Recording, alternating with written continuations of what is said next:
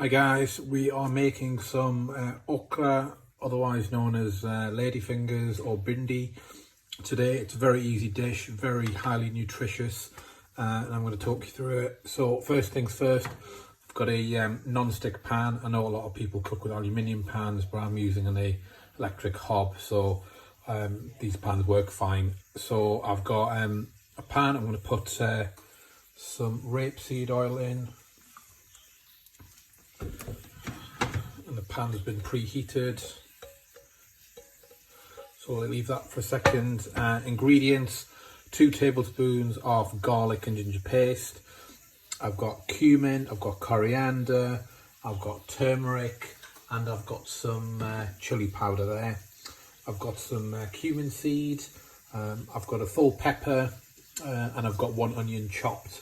I've also got the bhindi, so there it is. I normally buy this, it is frozen. However, if you buy it fresh, make sure that you clean it, and once you've cleaned it with water, make sure it is dry before you cook with it. Do not cook with it when it's wet.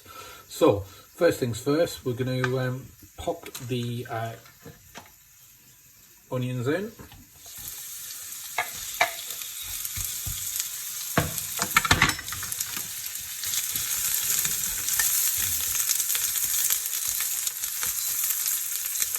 And then I'm going to put the cumin seeds in. Normally what I do is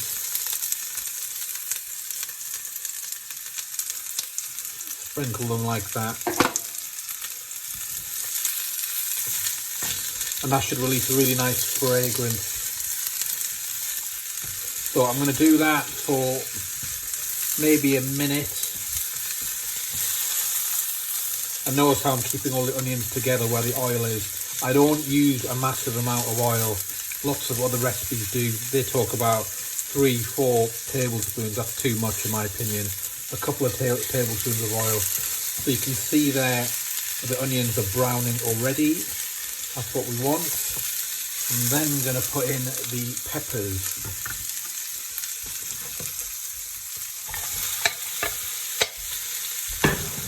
So the dish, usually the okra is, or ladyfingers, is usually nice and crunchy when you eat it. If you cook it for too long, it will go a bit soft. So I'm not going to be cooking the peppers for too long because I also want them to be crunchy. Lots of people don't add peppers to this recipe. I do, and I always like to add peppers because it gives more veg in your dishes, and it gives a hell of a lot more vitamins and minerals, and it's just really good for you.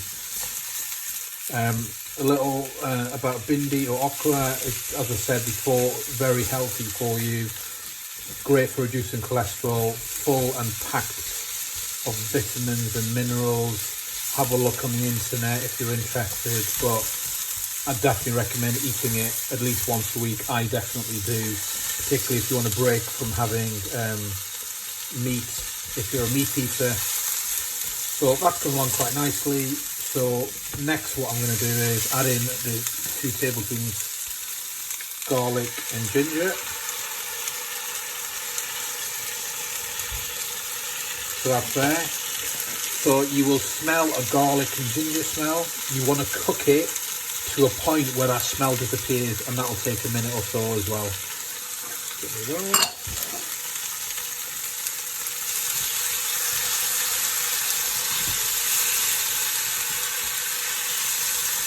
So once that smell has disappeared, we will put the spices in, and then I'm going to put the okra in, and then towards the end of the cook, sorry, this is quite loud sizzling away.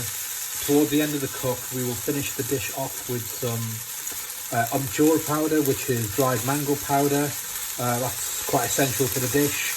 And then some salt and some garam masala, or garam masala as some people call it. One thing I like to add as well to my dish is some coconut flour. So I know many people are allergic to coconut. If you are, then just ignore it. I mean, I love my Thai curry, so I love coconut flavours, especially in Ceylon curries, and also any Thai curries using coconut milk. So I always add some, you don't have to. And then some lemon juice, that really brings the flavour out and it gives a bit of a zing and a zang. So notice how continuously I'm just moving it around. Don't leave it in one spot for too long, otherwise it'll burn. Now I'm going to add the spices. So chili, coriander, cumin and turmeric. So I have used half a teaspoon of each spice. So it's not a massive amount of spices. Now, this gets quite dry. So what I always do is I add a little bit of chopped tomatoes. So I'll put some of that in there. I only put in about a third of the can, and that just gives it some sauce. Now I take it straight out of the can. The can is chopped tomatoes. You can put it excuse me, you can put it in a blender.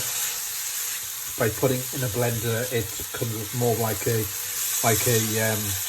base kind of sauce, curry texture, like I suppose like a thick liquid. So that's in there.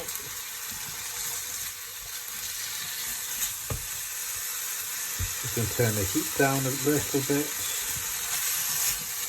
and then I'm going to put the okra in. So bit of skip there. So with the okra, my bag is 300 grams, I think. Yep, 300 grams. As I said before, I normally buy frozen, and if it is frozen, you can just throw it straight in. So there's quite a lot of okra in one packet, and the great thing about it is it'll keep in the fridge for 3 or 4 days, more like 4 days, because there's no meat content in there. And it's just a great little dish to have. You can eat it by itself. Great eaten with either some roti or some naan bread, or tandoori roti or something like that. And you can see here, as the heat gets into it, the okra is turning into a really nice green colour. So if you had fresh okra, don't do this next step, but bearing in mind I'm using frozen okra, I'm going to put a lid on it and reduce the heat. If you've got fresh okra, I will just continue mixing around. So I'm just going to put a large lid on it, and then I'm going to leave it to simmer for turn that down. I'm going to leave it to simmer for about 5 or so minutes, just so the okra all gets defrosted and absorbs the flavour. So hopefully that's a better view. That's what it looks like. So we'll come back in about 5 or so minutes, and I'll show you what it looks like. So guys, about 6 or 7 minutes have passed. Ooh, lots of steam. I did stir it a couple of times. I didn't just keep the lid on for the entire period. So that looks quite nice. So still got its original green colour. If you cook it too much, it'll start turning a brown colour. So lots of steam coming off that, good sign. And it's there or thereabouts cooked, I would say. Now, best way to test is get a fork out and just try one and see what it's like. Is it still crunchy? Is it too soft? Or is it too crunchy? Yeah, that's got a nice little crunch to it. So that is done. So a nice little kick to it as well. Now, as I said earlier, we have a few more ingredients to add. So first things first, spread out the food in the pan, just so you can evenly cover the food with the finishing off items. So first things first, I'm going to put some amchur powder in. So a teaspoon. I'm just going to sprinkle that everywhere, and this really adds a nice flavour to it. I do add amchur into a few things I cook, it just gives a nice little zingy taste. And then I'm going to put in a teaspoon of coconut. As I said, if you're allergic to coconut, you don't like coconut, add a little bit more. I love coconut, so I'm adding a bit more. If you're not so much a fan, then just remove it. You do need amchur powder, guys. I know in some dishes you can omit it, but on this one you need to have it. And then I'm going to put a teaspoon of garam masala in. So that's in. And last but not least, some lemon juice. You can use fresh lemon, or you can use from a bottle and be lazy like me. So I'm putting about a tablespoon in there, and then you just give it a good mix. Oh, another bit escaped. Notice how I'm lifting the pan when turning the food, and then that's quieting down. Just obviously with the lemon juice is straight out of the fridge, so it's cold. And then that is the dish complete. How quick was that? It's very easy to make, very good for you. As I said before, I think I said you can have it with roti, naan. It's not a saucy dish, so you know it's not something you commonly would eat with rice.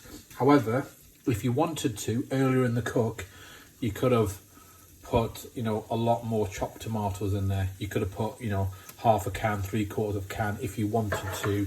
That'd give you more flavour. I'd recommend doing that over putting water in it. If you want more depth to the taste, you can double the amount of spices we put in earlier. So rather than putting a half a teaspoon of cumin, turmeric, coriander, and the chilli, you can obviously put more in. I wouldn't put any more ginger and garlic in, but if you want more depth, you can adjust the spice to your taste. But this gives a really nice, fragrant taste, not too overpowering, nice kick. And that will then be served with some coriander or cilantro, and that's the cook done. As ever, please subscribe to my channel on YouTube by clicking the subscribe link. Alternatively, or rather in addition to, I've also got a Instagram page which is Cooking with Rishi. Lots of pictures of all kinds of food I've made on there, and hopefully see you again soon. That's the finished dish, guys. Bit of lemon on the side to add some extra zing if you really need it. This will keep in the fridge for up to 4 days. Highly recommend that you try it the next day. Don't just eat it all night one. You will see the flavours develop overnight, and hopefully you'll be quite surprised with it. So thank you again for watching. Hopefully see you again soon.